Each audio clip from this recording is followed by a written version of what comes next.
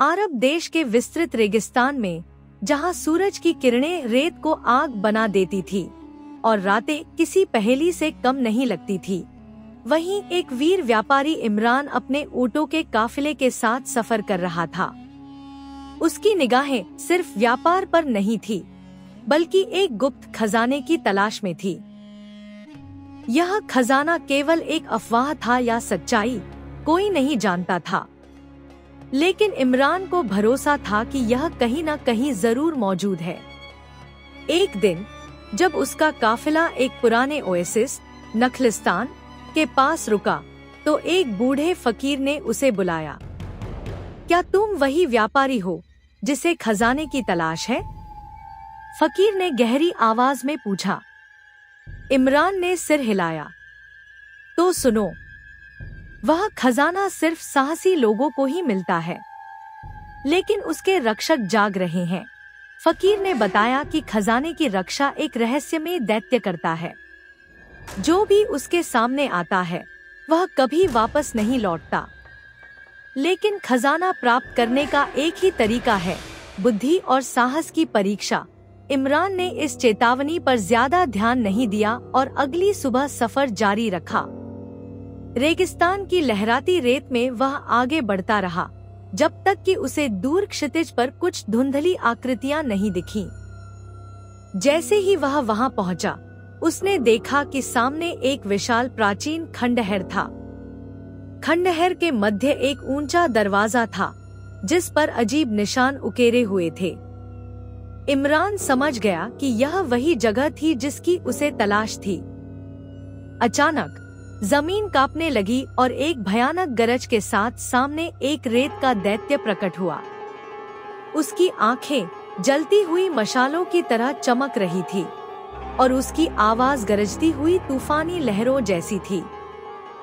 जो कोई भी इस खजाने तक पहुंचना चाहता है, उसे अपनी बुद्धि और साहस से मेरी परीक्षा पास करनी होगी। दैत्य गर्जा। इमरान पीछे नहीं हटा। उसने हिम्मत जुटाकर पूछा, कौन सी परीक्षा? दैत्य ने 3 पहेलियां पूछी। 1, सबसे तेज चीज क्या है?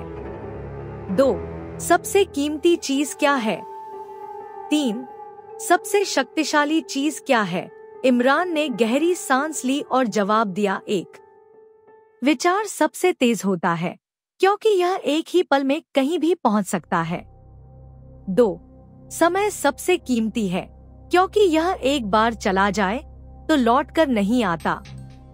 3, ज्ञान सबसे शक्तिशाली है, क्योंकि इससे कोई भी कठिनाई पार की जा सकती है। दैत्य कुछ क्षणों तक उसे देखता रहा, फिर वह मुस्कुराया और धीरे धीरे मिट्टी में बदलने लगा। खजाने का द्वार खुल चुका था। इमरान ने जब खजाने के बक्से खोले, तो अंदर सोने चांदी की जगह किताबें, प्राचीन मानचित्र और ज्ञान से भरे शास्त्र रखे थे। यह केवल भौतिक संपत्ति का खजाना नहीं था, यह एक सभ्यता के ज्ञान और रहस्यों का खजाना था। लेकिन कहानी यहीं खत्म नहीं हुई।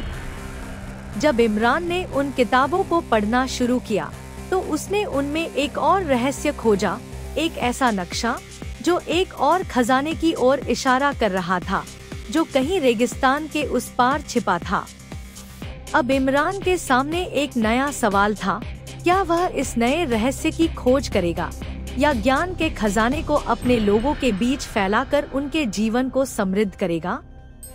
उसने तय किया कि पहले वह इस खजाने का उपयोग अपने लोगों की भलाई के लिए करेगा और फिर नए सफर पर निकलेगा। अंतिम संदेश इमरान की कहानी हमें यह सिखाती है कि असली खजाना सोने चांदी में नहीं, बल्कि ज्ञान और साहस में होता है। जिसने ज्ञान पा लिया, उसने दुनिया की सबसे बड़ी दौलत पा ली।